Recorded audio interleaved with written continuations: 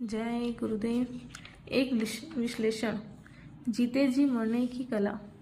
आया है सो जाएगा, राजा रंक फकीर, एक सिंहासन चढ़ी चले, एक बंधे जात जंजीर।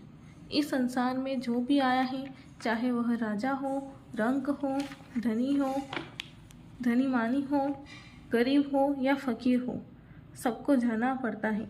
यहाँ किसी का स्थायी ठिकाना नहीं है। यह एक सराय या धर्मशाला की तरह है। रात भर गुजारो, सवेरा होते अपनी मंजिल की तरफ बढ़ चलो। यहाँ से जाने वालों की भी अलग अलग श्रेणियाँ हैं। एक वह लोग हैं जो राज सिंहासन पर बिठाकर चवर डुलाते हुए सम्मान के साथ ले जाए जाते हैं। दूसरे जाने वाले ऐसे लोग हैं उन्हें जंजीर में बांधकर मारते, पीटते, प्रताड़ित करते, यातना देते हुए ले जाया जाता है। अब प्रश्न यह उठता है कि कौन लोग राज सिंहासन पर बैठा कर ले जाए जाते हैं और किन्हें यातना के बीच जाना पड़ता है। इस तथ्य को जानने के लिए यह समझना जरूरी है कि इस संसार में जीव को अच्छे बुरे, शुभ अशुभ, पाप पुण्य कर्मों को करने की आज़ादी दी गई है। पूरी छूट है कि कोई भी कर्म अच्छा बुरा, उचित अनुचित करोगे, कोई रोकेगा टोकेगा नहीं। कर्म करने की पूरी आज़ादी है, चाहे जैसे भी कर्म करो, पूरी तरह छूट दे दी गई है। परंतु कर्म का फल भोगने के लिए आप परतंत्र हैं। कर्म प्रधान विश्व रचि राखा, जो जस करे सो तस फल चाखा। प्रभु ने इस कर्म प्रधान संसार की रचना इस प्रकार की है कि कर्म के अनुसार फल भोगना पड़ता है। जो जैसा करेगा वैसा ही भरेगा। इस कर्म फल के भुगतान से अवतारी पुरुष भी नहीं बच पाए तो हम साधारण इंसानों की कौन कहें।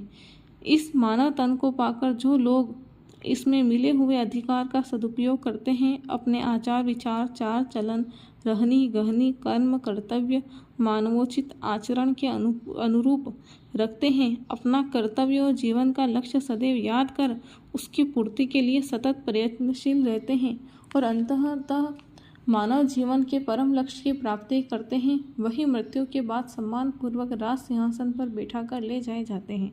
और इसके विपरीत आचरण करके जो अपने मानव जीवन के अनमोल श्वासों को निरर्थक बताते हैं, कुकर्म व पाप कर्मों को करने में लगे रहते हैं, वही प्रताड़ना के साथ मृत्यु के बाद कष्ट देते हुए ले जाए जाते हैं। यमदूत बड़ी मार लगाते हैं। वह भयावह एवं कष्टदायी दृश्य बड़ा ही दर्दनाक होता है। इस भयंकर कष्ट एवं वेदना से बचना है तो महात्माओं की बातों को सुनना और मानना पड़ेगा। बिना महात्माओं की शिक्षा उपदेश को अपनाए इस दुर्गम कष्टों से बचना असंभव है।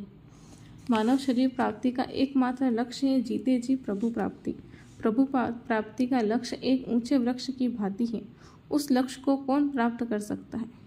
ऊंचा तरुवर गगन फल, बिरला पंछी खाए, इस फल को सोई चखे जो जीवत ही मर जाए।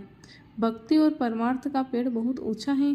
उसका फल आसमान में यानी अनंत दूरी पर लगता है। इसको झुंड के झुंड उड़ान भरने वाले पक्षियों में से कोई ही खा पाने का सौभाग्य पाते हैं। उस गगन स्थित फल को वही चख पाता है। उसका स्वाद उसी को मिलता है जो जीते जी मर जाता है। अब यह शोध का विषय आ गया है। काल निर्धारित समय व अवधि से होने वाली मृत्यु के अलावा भी एक और मौत का अस्तित्व है, जिसे जीते जी मरना कहते हैं। जीते जी मरने की कला ही जीवन में जीवन मुक्त होने, मानव तन के परम लक्ष्य की प्राप्ति का सूत्र है। जीते जी मरना क्या है, इसको बहुत गंभीरता से समझना पड़ेगा। जीते जी मरने की कला महात्मा सिखाते हैं। यह कलयुग की मान्यता प्राप्त सूरज शब्द योग यानी नाम योग साधना से संभव है। इसमें ध्यान या भजन की साधना से जीवात्मा को इस मानव तन से निकालकर बाहर ले जाकर देवीय मंडलों और परासृष्टि का दर्शन कराने व वहाँ सैर करने की क्रिया ही जीते जी मरने की क्रिया कहलाती है।